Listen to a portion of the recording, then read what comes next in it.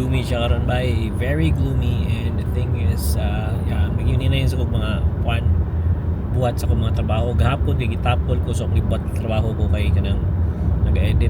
I need to move and pack up things kasi mag-move na me this coming Friday and most likely Saturday. I don't know, Saturday ka bed na pa man sa Pikas, so mag-start na moving Friday and then we'll finalize moving on Saturday. So Saturday is gonna be like the main chedede.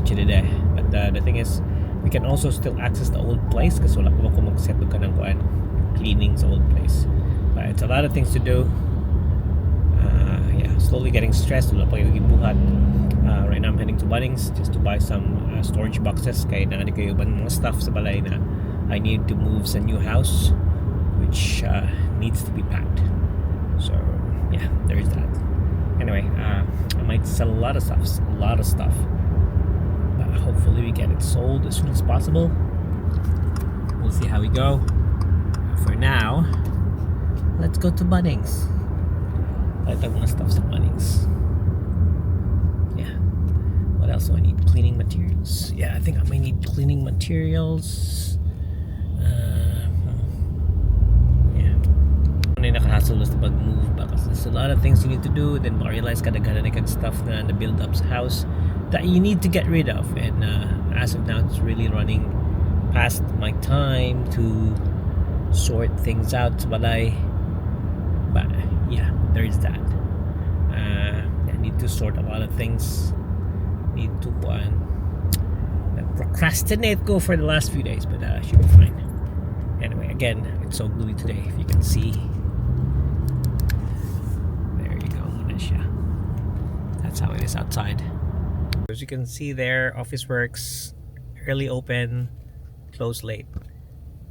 So kasi karas mga tindahan nga rin is they open, they close late. They close early because most of the stores here, mga shops manirag sayo. But yeah, it's nice that some things here are closing late. And sayo sa ganun siya muabli. I think 9 or like 6. I don't know. May 8 nga li. So muy nakanindot.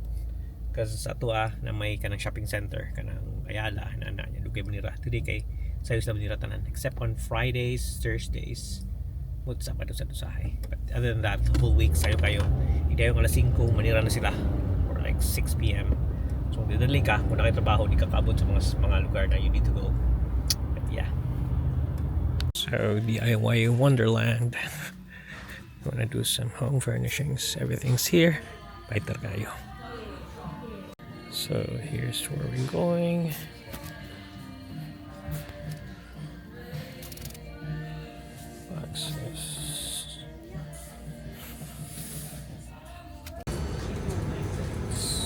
Sausage rolls and pies. So napalit na ako nga kinahanglan ko paliton katong mga stuff sa Bunnings ganina. So that's good enough. But the problem is kanang wala kay ko kapag impake, kamara ako ni impake. Right now I'm going out of the house. It's around nearly 10 p.m. na rin sa Melbourne. And I'm going over because si Laura nag-work sa today. And what's gonna happen is that naga-company car siya, and then she's gonna leave the company car at the office. And leave niya sa company car's office. I'm gonna fetch her. I'm gonna get her and bring her home. So yeah, it's really cold right now. It's like makita sa auto, sa car nga kuan kanang thermometer is 11 degrees outside. So yeah, normal days is really cold na siya. It's a good thing na wala hangin because what exacerbates ka na makapagrabe sa katugnaw ka ng hangin.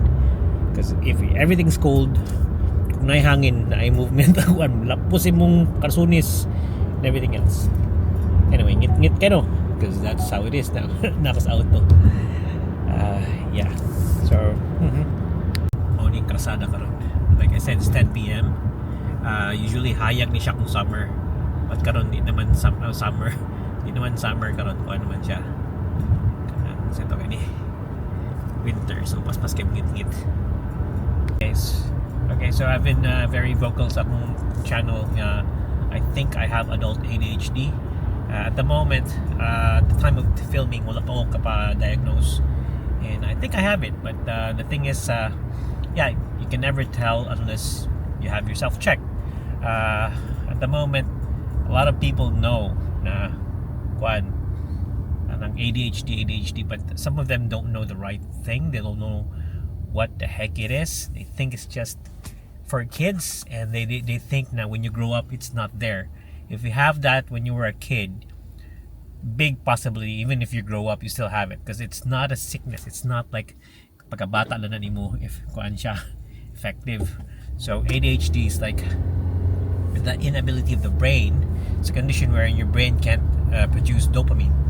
Okay, dopamine, a lot of things are going on with your head, and even adults have that. Because the thing is, kung inana ka pagkabata, that's a lot of people don't know what's the real deal with ADHD. They just say ADHD mo nga kasi you see a kid nga kiyat lang inana, and they don't listen. They don't pay attention to you, and you think na you just do get some medication, or you just get treated, or you get counseling, that it disappears. It doesn't disappear. It's there. So what Tom Cruise said, it just masks what is there. Of course, because kind of mga treatment for ADHD, it's just to manage it. It's not to get it there. Because if you have ADHD, it is not a sickness. It is a condition. It is a condition that where you at. It's how you are, and I mean it's how kanang your brain works. And you're not sick, you just have that condition, and it's okay to have that. I have that, and I'm not worried. I'm just a bit annoyed sometimes kaya wala ko mabuhat, wala ko mukuha ng trabaho. I think I have that day, wala po ma-diagnose. I'm not saying I have that because di pa ko sure. I just feel like I have it. I have all the symptoms. I do a quick test for myself and pasok ko siya. But to some level na siya different types of kanang level, severity level. So different levels na siya. Kung na mga grabe, na mga kanang wala lang, na di maklaro. So there's that. Anyway, we're gonna talk more about that if sakto atong setting ni Freddy ngit-ngit kaya nag-drive man ko. Tawaragod-agod. Bawal baby. Anyway, I'm just gonna end the video now. I'll see you next time. Happy na ako makakuha ni Laura, and there could be nothing here in the vlog today. Just me going out and getting ready.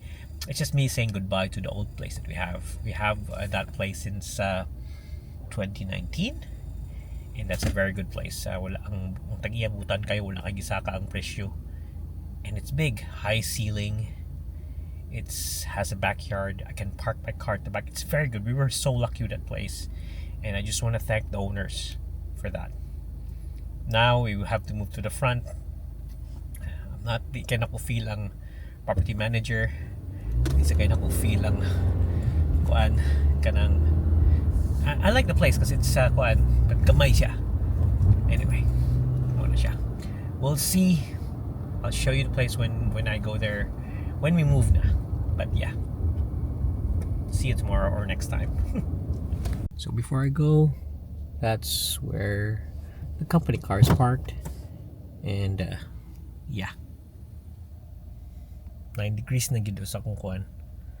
9 degrees na gid ang outside temperature. Good night, guys.